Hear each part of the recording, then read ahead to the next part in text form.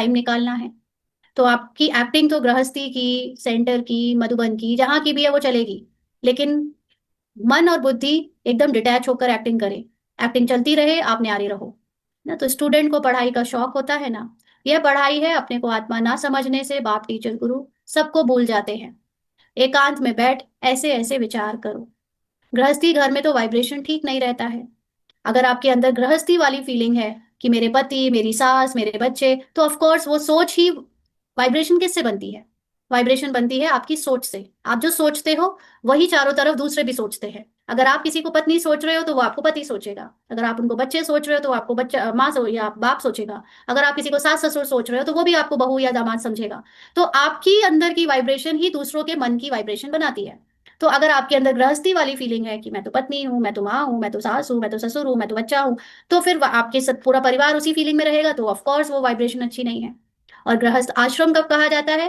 कि तुम भी, वो भी आत्मा, ये भी आत्मा, वो भी आत्मा, सब आत्मा रोल में ही अलग अलग एक्टिंग कर रहे हैं, डिटैच होकर। तो आप ये फीलिंग में रहो तो वो आश्रम बन जाता है। तो इसीलिए सेंटर बनाए गए, इसीलिए शरीर को उस जगह ले जाया जाता है जहां पर आपको अपने शरीर के रिश्ते, शरीर की फीलिंग्स और शरीर के इमोशन से कुछ दिनों की छुट्टी मिल जाए और आप आत्मा की प्रैक्टिस कर सको। लेकिन आखिर कब तक? कब तक आपको अपने आप को आत्मा समझने के लिए कोई स्थान में जाने की जरूरत पड़नी चाहिए?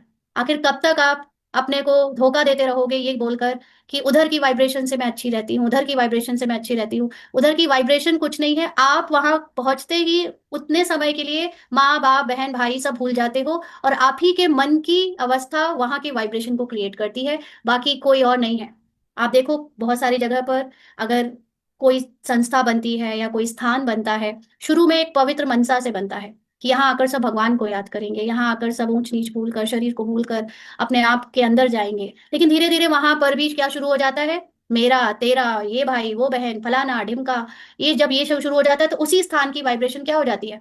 खराब हो जाती है। उसमें भी गृहस्थी आ जाता है, उसमें भी ग्रहचारी आ जाती है। क्यों? क्योंकि वहां पे आने वाले और रहने वाले लोग अब ऐसा सोचते हैं। उनके अंदर निस्वार्थ भावना, एनर्जी लेवल, उनके अंदर भगवान की याद, उनके अंदर अपने आप को शरीर से परे समझने की थॉट प्रोसेस नहीं चल रहा है। शरीर ही शरीर में फंसे पड़े हैं, इसलिए वो गृहस्थी से भी खराब वाइब्रेशन हो जाता है वहां। तो कहीं की वाइब्रेशन कैसी है ये डिपेंड करता है आपके अपने थॉट्स पर। आप घर में रहते हुए सबको आत्मा रूप में देखो, वो घर आश्रम है।